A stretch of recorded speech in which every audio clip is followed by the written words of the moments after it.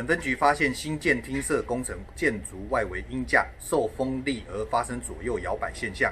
于是立即派员至现场进行交通管制，禁止人车进入，并通知承包厂商前来处置。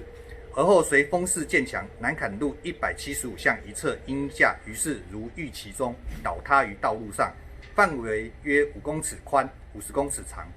由于事前本分局已做好相关的安全维护措施，并无其他人员受伤或其他财物损失，目前已经通知包商进行紧急工程修复，预计2个小时之内可以清除损坏鹰架，恢复现场交通。